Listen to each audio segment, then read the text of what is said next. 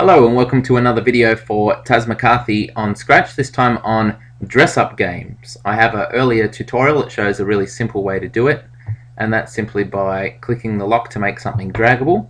This will look at how to implement levels and some more advanced systems for things like that.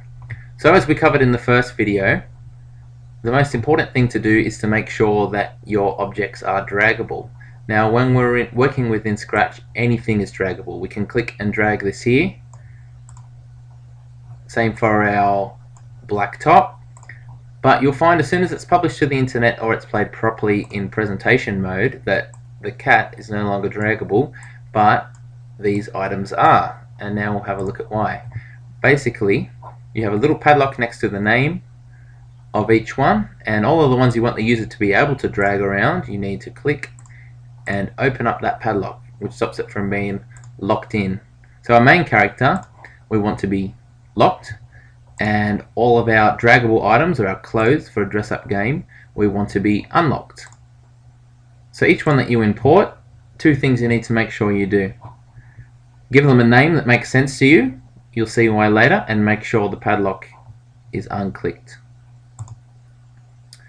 Okay, we've got some very basic scripts here. First thing we've done is make a variable for a stage or a level or something like that you could call it, and we've told it when the game starts, reset that to number 1. Other thing we've set up is when the space key is pressed is to check their answer, check which clothes they've dragged onto the character. So if we start the game at this stage, it asks what outfit is good for this room, and then it's just waiting for us to press the space key. Now we're going to have one script which repeats over and over for each stage that you want to put in two parts. The first part is to give it some thinking time, just so it makes sense when it all of a sudden says it's correct or incorrect. And then a simple if the stage equals 1, and then for when you do stage 2 you're going to copy that and have if the stage equals stage 2, and so forth for as many levels as you have. We'll set up 4 for this game. So when the space key is pressed, it's going to check, and since the stage equals 1, whatever we put in here is going to execute and it'll ignore everything else. So in each one of these, for each stage, you're going to have a script exactly the same except for the top section, and this is where we put our correct answer. So for level 1, we're going to make sure that the character has to be wearing a black top and the green shoes, and this is where our names correspond. So black top, green shoes. If both of these are touching the character, then that's what we want to be correct. So we'll say correct for 2 seconds, and then the stage moves up by 1 to 2, and then it'll say once again what outfit is good for this room, just so they know they're repicking.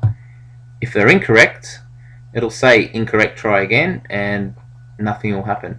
It waits for them to fix it and press spacebar again. So let's drag this inside here, and we're ready to test it. If we do nothing, we press spacebar, it says that, stage 1, and then it checks if the black top and the green shoes are touching the character. They're not, so it says incorrect.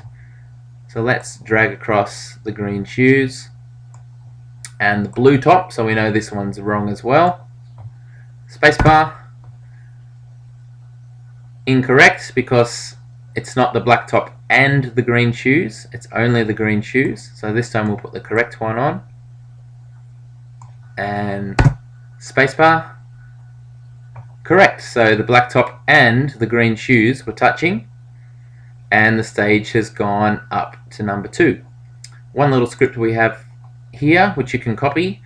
When the game starts, forever set the background to whatever the stage is. So we can see the stage is 2, and all that's doing is looking at these backgrounds, 1, 2, 3, 4. It goes by the number on the left hand side here. So when the game starts and the stage is 1, it's going to show background number 1, and then as soon as the stage becomes 2, it's going to show background number 2, 3, 4, as many as you have. Okay, back to our character. It's time to make the correct answer for stage number 2. We will duplicate this and we'll put it off to the side so we can see what we're doing. What if this time we want them to have a different set of clothes? So maybe the blue shoes with the blue top, and we also want them to have this hat on. That's just a matter of coming back to our operators and using another AND. So we'll get another AND, we'll put this on one side, and then we'll get another touching, and we'll select the hat. And we'd read it just like a sentence. If it's touching the hat and the blue shoes and the blue top, it'll be correct. So let's test that now. Hat, blue top, blue shoes. Spacebar. Correct, so they're all touching. Stage goes up to 3. Background automatically changes thanks to this little script.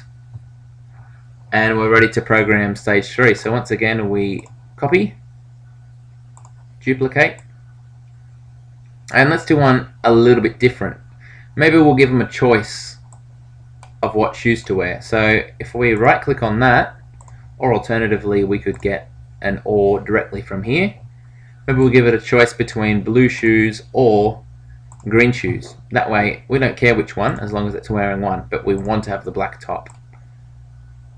So if it's touching the black top and it either has the blue shoes or the green shoes, then it'll be correct.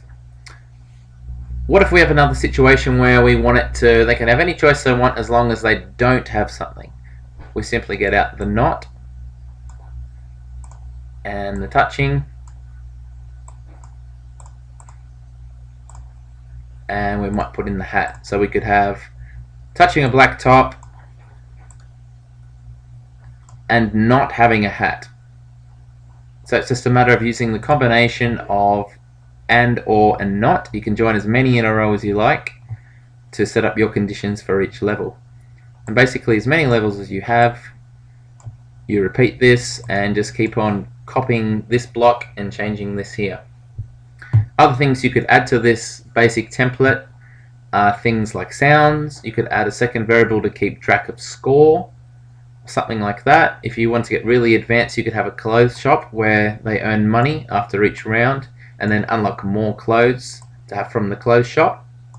And basically it would have a simple script that told it when the game started that you wanted it to hide because it's unavailable, and then later on we have a trigger, probably a broadcast, and we might call this one buy hat. So when the person buys the hat, all of a sudden we'll get it to go to a certain spot and to show, and then the hat is now available from that point onwards. So have fun and good luck.